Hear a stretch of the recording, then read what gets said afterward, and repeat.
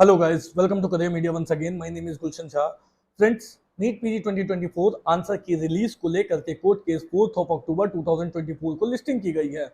यही वो वजह है जिस वजह से अभी तक 2024 की काउंसलिंग स्टार्ट नहीं की गई है। मल्टीपल स्टेट्स में रजिस्ट्रेशन स्टार्ट हो चुके हैं, बट उनके आगे की स्केड्यूल पब्लिश नहीं की गई है। कहीं ना कहीं सभी states, even all India quota that is MCC भी इस कोर्ट केस का वेट कर रही है कि इस कोर्ट केस में क्या रिजल्ट आती है, एंड बेस्ड ऑन दैट हम आगे की स्केड्यूल जो है वो पब्लिश करेंगे। दैट इज वाई मल्टीपल बहुत सारे स्टेट्स की रजिस्ट्रेशन स्टार्ट हो चुकी है, बट उनकी लास्ट डेट जो है वो लास्ट डेट अभी तक नहीं आई है, आगे की स्केड्यूल अभी तक नहीं आई है। वी आर ऑल्सो एक्सपेक्टिंग कि कल के दिन 4 अक्टूबर के दिन जब इस पर सुनवाई होगी तो ऑब्वियसली जो है वो कुछ क्लैरिटी मिलेगी, कुछ किसी जगह पे जाकर के इसका कुछ कंक्लूजन निकलेगा और जो काउंसलिंग है वो वापस से स्टार्ट होगी। नाउ कोर्ट की जो लिस्टिंग की गई है 4 अक्टूबर को, इससे पहले दो डेट ऑलरेडी इस केस को दी गई थी।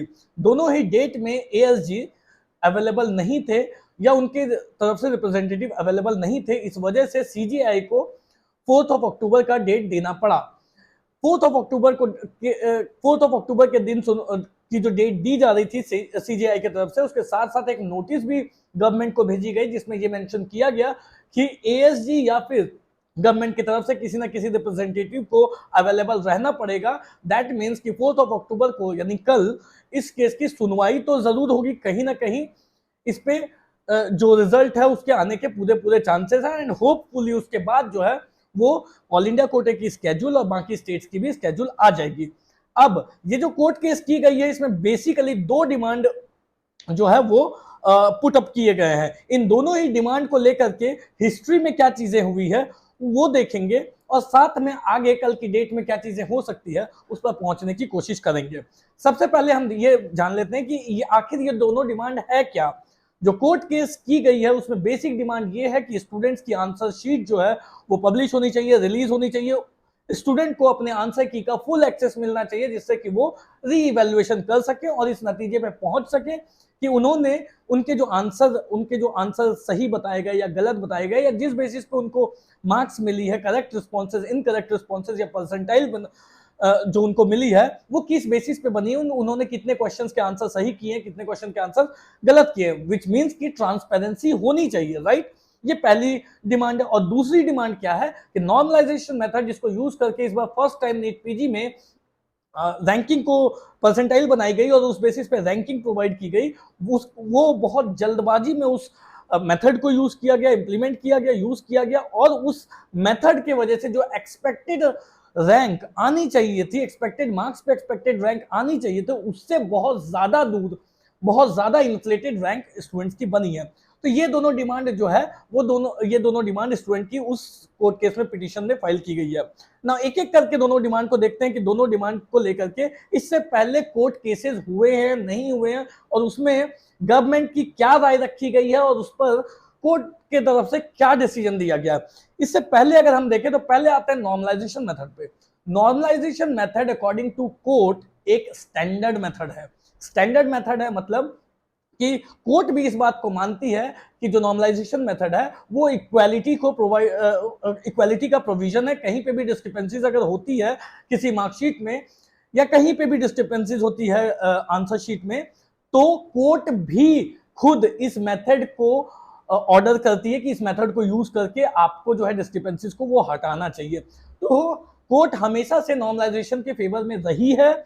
इसके अलावा अगर देखें तो ऑल ओवर इंडिया की बात करें, डिफरेंट एग्जाम्स की बात करें या ऑल ओवर वर्ल्ड की बात करें, तो ये एक स्टैंडर्डाइज मेथड है जिसमें नॉर्मलाइजेशन मेथड को यूज किया जाता है। दो पेपर्स जब मल्टीपल सेट्स में पेपर बनते हैं तो फिर उनको इक्वल करने के लिए इस मेथड का यूज किया जाता है। तो इससे पहले जो भी जितने भी कोर्ट केसेस हुए हैं नॉर्मलाइजेशन को लेकर के, उसमें से एक भी ऑर्डर जो है वो स्टूडेंट के फेवर में नहीं आया। वो सारे के सारे जो ऑर्डर गए हैं वो सारे के सारे फेवर गए नॉर्मलाइजेशन मेथड को यूटिलाइज करने के फेवर में गए हैं। सो दैट मीन्स कि इस डिमांड को लेकर के कोर्ट का क्या रुख हो सकता है वो आप समझ सकते हो। दैट मीन्स कि इस डिमांड को लेकर के जो नॉर्मलाइजेशन मेथड को हटाने की बात हो या जो भी बात हो, उस वजह से ऐसा तो नहीं होना चाहिए कि जो सुप्रीम कोर्ट है वो इसके अगेंस्ट में कोई ऑर्डर सुना दे। ये तो हुई पहली बात। अब आते हैं दूसरी बात पे, जो बहुत इंपॉर्टेंट टॉपिक है, वो है आंसर की रिलीज करने का जो डिमांड है। अब आंसर की रिलीज करने की डिमांड जो है वो आज की डिमांड नहीं है, वो 2018 से डिमांड उठ रही है। नीट यूजी में ओएमआर शीट रिलीज की जाती है, डिफरेंट अदर एग्जाम्स में भी आंसर की प्रोवाइड की जाती है, बट नीट पीजी के एग्जाम में आंसर की का एक्सेस नहीं है। और गवर्नमेंट का क्या मानना है कि अगर हम आंसर की रिलीज करते हैं तो इससे मल्टीपल डिस्प्यूट उठ सकते हैं, और यही दलीलें वो हमेशा से कोर्ट में देते आए हैं। अब अगर हम बात करें तो ये जो केसेस है ना आंसर की रिलीज करने के लिए, ये आज से नहीं चल रही है, ये 2018 से चल रही है। 2018 में सबसे पहली बार कोर्ट केस किया गया, जो कि दिल्ली हाई कोर्ट में केस किया गया था। अब जब दिल्ली हाई कोर्ट में केस किया गया था तो उसमें भी सिंपल सी यही डिमांड थी कि आंसर की में हमको डिस्क्रिपेंसीज देखने को मिली है, हमारे जो मार्क्स हैं वो अकॉर्डिंग टू हमारी एक्सपेक्टेशन नहीं है, कहीं ना कहीं आंसर की में डिस्क्रिपेंसीज देखने को मिली है। इस वजह से आंसर की को रिलीज करना चाहिए, फाइनल आंसर की को रिलीज करना चाहिए, जिससे कि हमें फुल एक्सेस मिल सके री इवेल्युएट करने के लिए, हम खुद भी इवेल्युएट कर सके और री इवेल्युएशन आप भी कर सको कि जो आंसर में जो हमने क्वेश्चन के आंसर उसमें दिए हैं वो सही है या गलत है। यही डिमांड उठी थी। हाई कोर्ट की तरफ से जो ऑर्डर आया था 2018 में, वो समझिए क्या आया था। वो एक बैलेंस्ड व्यू में दिल्ली हाई कोर्ट ने ऑर्डर दिया था।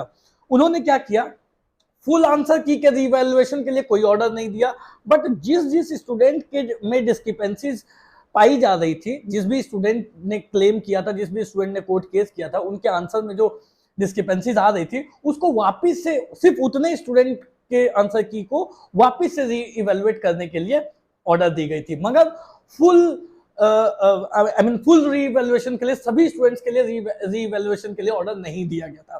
तो ये पहली बार जब कोर्ट केस हुआ था तो दिल्ली हाई कोर्ट का ऑर्डर था। उसके बाद 2019 में भी कोर्ट केस हुआ। 19 में जब हुआ उस टाइम में भी सेम डिमांड उठी कि आंसर की रिलीज करनी चाहिए, जिस तरीके से यूजी में ओएमआर शीट रिलीज की जाती है उसी तरीके से पीजी में भी आंसर की रिलीज करनी चाहिए, जिससे कि ट्रांसपेरेंसी मेंटेन रहे। गवर्नमेंट का क्या मानना है कि अगर हम आंसर की रिलीज करते हैं नीट पीजी की, तो ये जो है मल्टीपल डिस्प्यूट्स और भी अदर डिस्प्यूट्स को जो है वो रेस कर सकती है।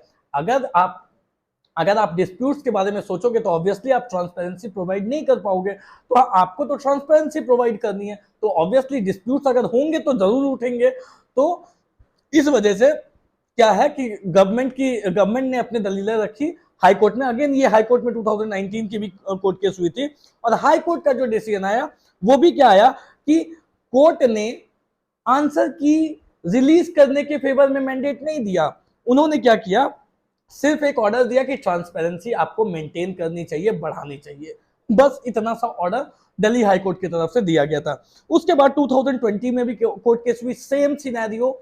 स्टूडेंट्स को लगा कि हमारे जो आंसर्स हैं वो हमें प्रॉपर मार्क्स नहीं दिए गए, जिस वजह से हमारी प्रॉपर परसेंटाइल नहीं बनी है। इस वजह से same demand answer key release करने की डिमांड 2020 में भी उठी, और इस बार मल्टीपल प्लेसेस में उठी थी, बहुत अलग अलग जगह पे उठी थी, जिसमें बॉम्बे हाई कोर्ट में भी केस हुआ था, दिल्ली हाई कोर्ट में भी केस हुआ था।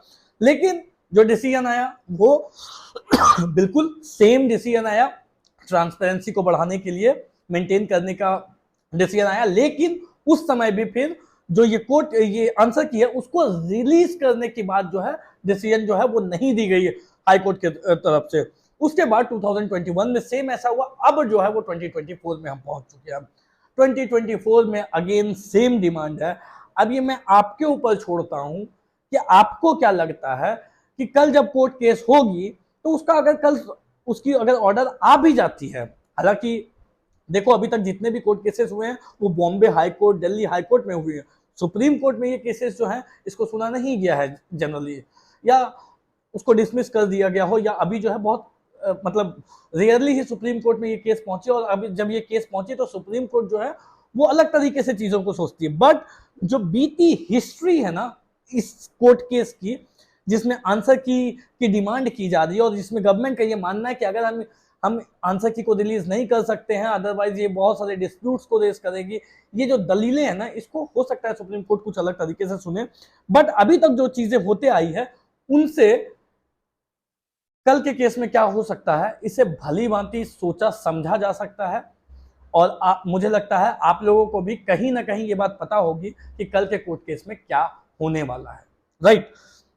अब अगर बात करें काउंसलिंग की, तो मोस्ट ऑफ द स्टूडेंट, बहुत students, major chunks of students ये चाहते हैं कि काउंसलिंग जल्द से जल्द स्टार्ट हो जाए। रजिस्ट्रेशन पार्ट स्टार्ट हो चुकी है, जल्द से जल्द आगे की काउंसलिंग स्टार्ट हो, स्केड्यूल पब्लिश हो और हम जो है वो काउंसलिंग में पार्ट लें, जल्द से जल्द ये चीजें स्टार्ट हो, कोर्ट केसेस वगैरह भी जब अपनी स्पीड से चलते रहे। लेकिन बहुत सारे स्टूडेंट ऐसे हैं जो चाहते हैं कि जल्द से जल्द ये काउंसलिंग स्टार्ट हो, क्योंकि वो भी परेशान हो चुके हैं कि अभी तक कुछ क्लैरिटी नहीं मिल पा रही है कि आगे कोर्ट केस ये जो है काउंसलिंग वो कब तक चलेगी, कब राउंड 1 हो आएगी, कब राउंड 2 आएगी, क्वालिफाइंग जो रिवाइज कट ऑफ आएगी उसके बाद न्यू स्टूडेंट्स क्वालिफाई होंगे, उनको भी क्लैरिटी नहीं है कि कब ये कोर्ट केस खत्म होगी, कब हमारी स्केड्यूल आएगी और कब जाकर के हम क्वालिफाई होंगे, जिससे कि हम भी अपने काउंसलिंग के बारे में कुछ सोच सके और अप्लाई कर सके। तो ये चीजें अभी फिलहाल चल रही है, बट अगेन मुझे लगता है कल जो है कोर्ट केस का बहुत एक इंपॉर्टेंट दिन रहेगा, कल बहस तो जरूर होगी, कल कुछ ना कुछ निकल के जरूर आ सकता है और कल के बाद जो है वो आप सभी की आगे की स्केड्यूल्स जो है वो भी पब्लिश हो सकती है। So that's all for today guys. अगर आप लोगों को काउंसलिंग से रिलेटेड इंफॉर्मेशन चाहिए और आप लोगों को जैसे कि लास्ट ईयर क्या कट ऑफ गई, लास्ट टू लास्ट ईयर क्या कट ऑफ गई, कौन कौन से कॉलेजेस मिल सकते हैं, स्टेट्स की चॉइस फिलिंग किस ऑर्डर में रखनी चाहिए, ऑल इंडिया कोटा की चॉइस फिलिंग किस ऑर्डर में रखनी चाहिए, या फिर डीएनबी की चॉइस फिलिंग किस ऑर्डर में रखनी चाहिए, डीएनबी में न्यू हॉस्पिटल्स आए हैं वो हॉस्पिटल्स कैसे हैं, इस तरीके की पूरी इन्फॉर्मेशन जो है वो आपको करियर मीडिया की ऑफिशियल वेबसाइट www.careermedia.ai पर मिल जाएगी, आप जाकर चेक कर सकते हो। That's all for today guys, thank you so much, have a nice day.